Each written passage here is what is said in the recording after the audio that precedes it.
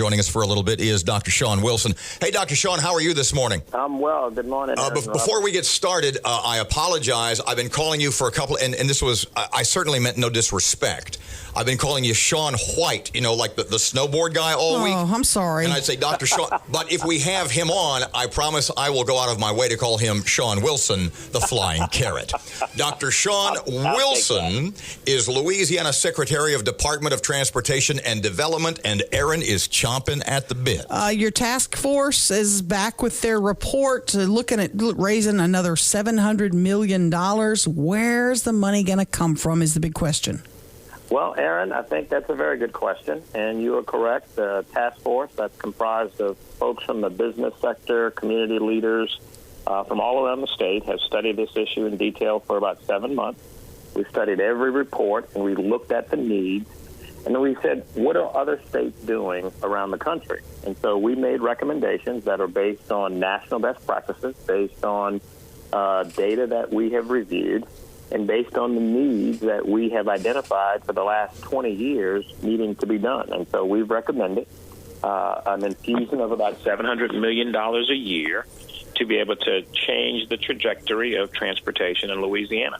Pardon me, what does that mean, change the trajectory of transportation? Well, what it means is our system is degrading at an accelerating rate. And if we want to stop that degrading of our system, we have to make an investment. And if we want that system to grow, we have to make an investment. So instead of the numbers going down in terms of national statistics, congestion, safety, roughness, closed bridges, all of those things are increasing at an alarming rate, as opposed to them decreasing. And when you start investing in bridges, more bridges stay open. When you start investing in pavement, more pavement is smooth. When you start making roads safer, less people die. And so that's what we want to do. We want to change the trajectory of the numbers of our system. The big headline grabber that sort of leaked out of all these meetings the last 30 days or so was the recommendation, or at least the rumor of the recommendation, of a 23-cent a gallon gas tax increase to 43 cents a gallon. Is that going to be in the final report? What do you think? What we've said was we want to fund the need, and we're asking the state and making a recommendation to the governor that he seek an amount from a number of sources. So it doesn't all have to be just a gas tax. It can be commercial truck permit fees. It could be commercial truck registration. It could be something as simple as indexing the gas tax. In 1989, when we passed the gas tax, had we indexed it to something, we would have exactly what we need today because it's been 30 years. Explain what indexing the gas tax means. What does that mean? Well, good example. So in 1989, Disney charged $28 to get into the park for one kid. That ticket today is $110, and it has gone up on an annual basis based on their cost to provide this service. That's a 293% increase, and we're not suggesting anywhere near that. What we said was you can index it such that when the cost of construction makes a bump, on average, the gas tax can make a bump. It could be fuel efficiency, because in 1989, cars were getting 12 to 15 miles per gallon. Today, they're getting 30 to 35. Next year, it may be even more, which means you're driving less, we're getting less, but you're still consuming space on the road. And so that's what indexing means. It just means keep up with the cost of doing business.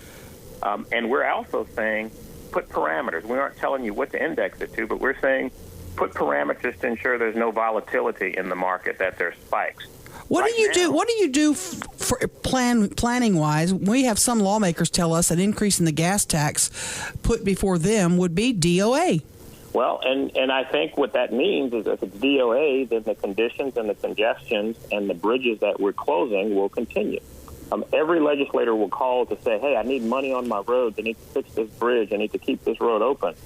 We don't have the dollars to keep up with those requests. And so saying no to transportation funding is saying yes to congestion. It's saying yes to not building new roads and mega projects. And it's saying that we don't want to be one of those 23 states that are moving forward with making it happen. Since 2012, 23 states have adjusted their revenue stream. And I'm not suggesting it has to be the gas tax, but it has to be an additional amount of money. If you imagine what it costs to be a radio host in 1989 and what you were making, could you live on that today? That's a real question. What was a nurse making in 30 years ago? What was a teacher making 30 years ago? So one of the questions... in transportation, the same amount you were investing 30 years ago. A couple of things that came out of the task force. Two things, because Aaron wanted to know about this, and it's a great question. You had suggested, or they had, public-private partnerships. Explain what that is and the possibility of toll roads. The public-private partnerships is a mechanism where the private sector will provide financing and accelerate a project and get a return on their investment over the life of the project. The reality is there's no public-private partnership if I can't eventually pay you back. And so you might have some big retirement account or some big corporation that might want to say, hey, I want to build the Jimmy Davis Bridge for you, and I want you to pay me $25 million a year, but I'm going to build it up front today, and in that, $25 million is a profit for that company. If we don't have the money to pay that $25 million back every year, they will not make that investment, and this happens. And so that's called public-private partnerships, where they are the financing agency for infrastructure that's used by the public. And then in terms of tolls work on some projects, not all. Very few projects in Louisiana are going to be toll eligible because it has a lot to do with volume. It has a lot to do with what it costs to operate the system. And you cannot toll an existing interstate. So we are open to tolling if there's a new project that makes sense. We're open to public-private partnerships if that makes sense. And we have the law right now to do it.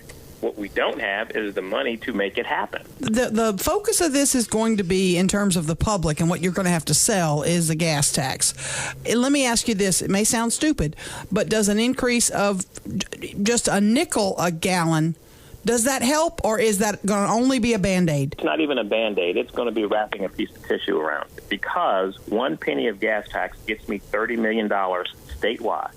So if you added a nickel to the gas tax every year, I would see an additional $150 million. I cannot build a new bridge and maintain our system and do all of the things, or even half of the things that we know we have to do, because the cost of doing them has increased significantly compared to what it was when we started charging this 1 penny or 16 cents per gallon. One more quick. We're up against the clock. I apologize.